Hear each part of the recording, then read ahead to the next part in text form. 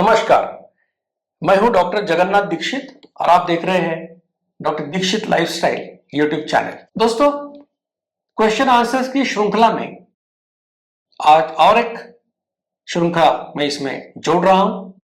पहला सवाल जो पूछा है नरेश पवार जी ने, उन्होंने पूछा है कि रात का खाना खाने के बाद कितने समय के बाद वॉकिंग कर सकते हैं।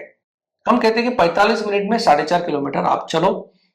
हो सकता है कि 45 के जगह पे आपको 60 मिनट लगेंगे, सवा घंटा लगेगा। लेकिन अगर आपको तेज चलना है तो खाली पेट चलना ये अच्छी बात है। अब आपने पूछा है कि खाना खाने के कितने समय बाद हम चल सकते हैं, तो देखिए, जब खाना खाते हैं तो हमारा खून का जो संचार है वो कहाँ जाना चाहिए?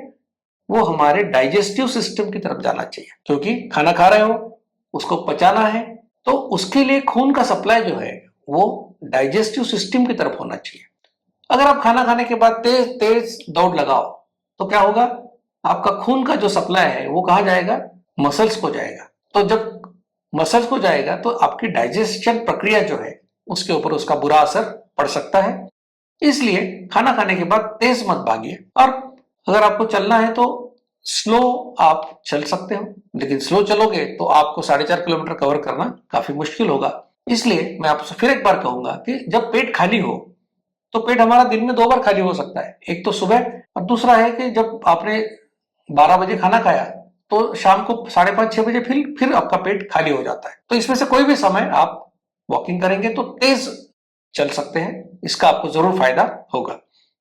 यूजर ओसी 4DX ने पूछा है कि क्या सुबह हम जीरा पानी, नींबू पानी पी सकते हैं? अब बार बार लोग ये सवाल पूछते हैं कि मुझे ये पीना है, मुझे वो खाना है, तो मैं क्या कर सकता हूं? तो इन सभी के लिए एक मैं आपको जवाब दूंगा। जितने भी पदार्थ आपको अलाउड है उसके बारे में मैंने हर व्याख्यान में कहा है। वो चीजें छोड़कर अगर कोई भी चीज आपको लेना है तो आप लैब में जाइए, खाली पेट जाइए।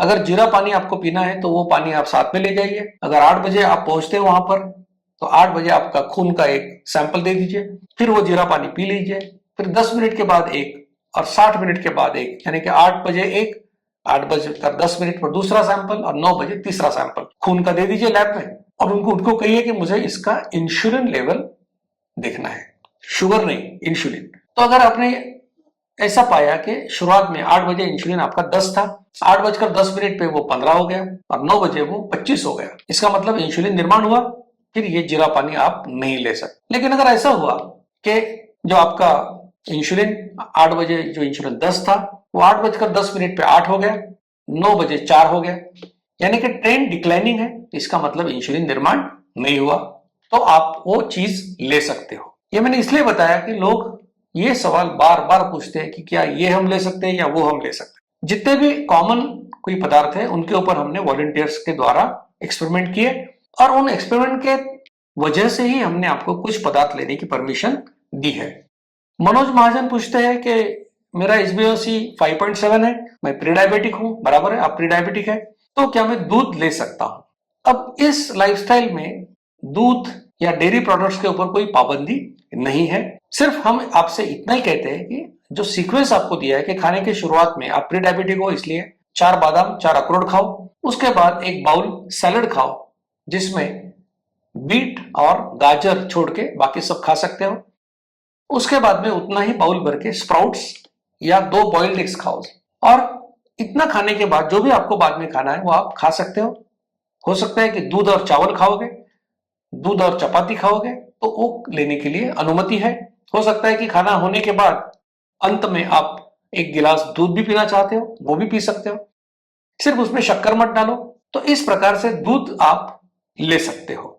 शुभांगी गोखले जी कहती है कि कुछ साल अगर ये जीवन शैली हम फॉलो करते हैं तो क्या उसमें सैचुरेशन आता है? अब सैचुरेशन का मतलब शायद इनका यह है कि क्या इसका लाभ होना बंद हो जाता है? तो लाभ होना बंद तो नहीं होता है, क्योंकि ये लाइफस्टाइल है, तो जिंदगी भर आपको करना है, तो जिंदगी भर इसके फायदे आपको मिलेंगे। आपको डायबिटीज प्रिवेंशन होगा, वजन नहीं बढ़ेगा, तो काफी फायदे होंगे। तो सैचुरेशन कहाँ आता है? वो वेट लॉस में आता है। जैसे 6-7-8 महीने करने के बाद आपका 10-12 किलो वजन कम होगा, फिर बाद में वो प्लेटू आ जाता है। फिर उसके बाद आप क्या कीजिए, हफ्ते में एक बार रात का खाना मत खाइए, उसकी जगह पे सूप पीजिए या सैलड खाइए। हफ्ते में एक दिन एक्सरसाइज ज्यादा कीजिए, थोड़ा वेट ट्रेनिंग कीजिए, ऐसा अगर करेंगे तो वो जो स्टक हुआ है, सैचुरेट हुआ है, वो फिर से वेट लॉस होना शुरू हो जाएगा। दोस्तों, ऐसी जानकारी, जो साइंटिफिक जानकारी मैं देते रहता हूं, वो आपके पास सबसे पहले पहुंचे, इसलिए विनती करूंगा कि doctor Dixit lifestyle YouTube channel को आप जरूर लाइक कीजिए, शेयर कीजिए और सब्सक्राइब कीजिए। धन्यवाद। मधुमेह निवारण एवं वजन घटाने के लिए डॉक्टर दीक्षित मंत्र। दिन में केवल 2 बार भोजन करें। जहां तक संभव हो निश्चित समय पर करें। प्रत्येक भोजन 55 मिनट के भीतर समाप्त करें। भोजन से कार्बोहाइड्रेट की मात्रा कम करें। प्रोटीन और फाइबर बढ़ाएं। न्यूनतम 45 मिनट के लिए दैनिक एरोबिक व्यायाम सुनिश्चित करें। 2 भोजन के बीच में बिना अतिरिक्त स्वाद डाले काली या हरी चाय या पतली छाछ और पानी जितना आपको चाहिए। मधुमेह निवारण और वजन घटाने के लिए आपको अडोर समूह की तरफ से शुभकामनाएं।